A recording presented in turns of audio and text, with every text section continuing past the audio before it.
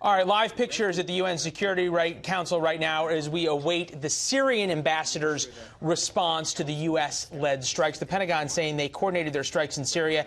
They were aimed to deliver an unambiguous message to the Assad regime that the use of chemical weapons is unacceptable. So how does that sentiment play across the country? We bring in Milwaukee talk radio host Dan O'Donnell. Dan, nice to see you from the conference room in Milwaukee.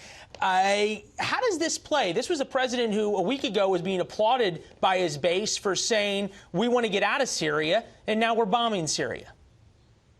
Well, that is sort of what the dichotomy is. It breaks up into two different schools of thought. There are Trump supporters who applaud this, who are sort of the military hawks and believe that he's finally enforcing Barack Obama's red line. But there's also the theory that, hey, look, he tweeted this morning, mission accomplished. We heard that before back in 2003 from President George W. Bush. And there's a fear, I think, that we don't want to make the same mistakes that were made in Iraq now in Syria. What do you make of why now? All of a sudden, this chemical attack, there have been about a dozen chemical attacks in Syria since the 2017 airstrike. Why now? Is there a risk of sort of this pendulum swinging back and forth too fast? There is definitely the thought. I saw liberal talk show hosts are already out saying, well, this is just like the movie Wag the Dog. He's trying to distract from the Comey interview. But the reality, Leland, I think, is that pictures coming out of Syria were so horrific. The children, victims of chemical weapons attacks, that it just, I don't want to say tugs at the heartstrings. It certainly is an emotional motivator for anyone, I think, including a president and including the Joint Chiefs of Staff. The emotion is unmistakable, but is emotion the way to make these serious foreign policy decisions? Is that why we elected this president? Was emotion or policy? Well, a little bit of both, to be perfectly honest with you. The Trump base loves that he shoots from the hip, so to speak, on Twitter, talking about attacking and striking back those who attack him. I think we're sort of seeing the foreign policy equivalent of that. Look, this policy has been in place since the Obama regime. Dan, what I'm not hearing from you, and what I don't hear from a lot of even ardent Trump supporters, is a full-throated endorsement of this. I hear a lot of explanations, but not really an endorsement of this strategy as we await the Syrian ambassador to speak at the UN. Well, to be perfectly honest with you, I think it's still too early. We were told last night by the Secretary of Defense that this is a pinprick strike. This is a one-time thing, and we'll see how that's followed up. The initial strategy appears to be very strong to send the message that this is unacceptable.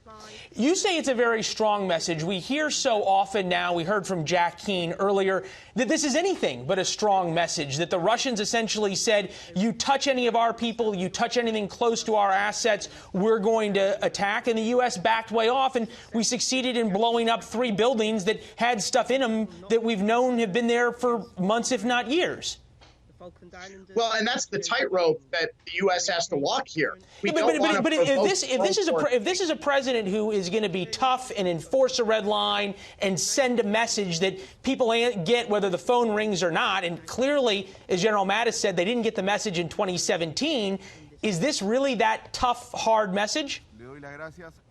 Well, consider this an initial text that we sent, and that there will be a whole lot more phone calls that are answered if, in fact, this sort of behavior continues. We have to walk the line. We don't want to provoke World War III with Russia and its allies and destroying a whole lot of Russian defense personnel or anything like that. So the last thing that we want is to get a system of entangling alliances. Is the last thing we want to send a strong message and actually poke the bear, or is the last thing we want to be seen as being subservient to whatever Russia tells us we can and can't do? Which one's worse? Well, I don't think this is being seen as subservient to Russia. Remember, we killed how many hundred Russian forces a couple of weeks ago. So, I mean, Hold on. A Russian general basically said, if you endanger any Russian troops or Russian assets in Syria, then we'll retaliate. Otherwise, we won't. So you can read that essentially as go ahead and hit whatever you want, so long as it's not Russia. That seems pretty subservient. You've got the Secretary of Defense from the podium last night going, we were very careful not to have any foreign casualties. We used deconfliction lines. That kind of sounds like tiptoeing around the Russians. It does. That's one way of interpreting it. Another is that it wasn't Vladimir Putin who was gassing the Syrian people.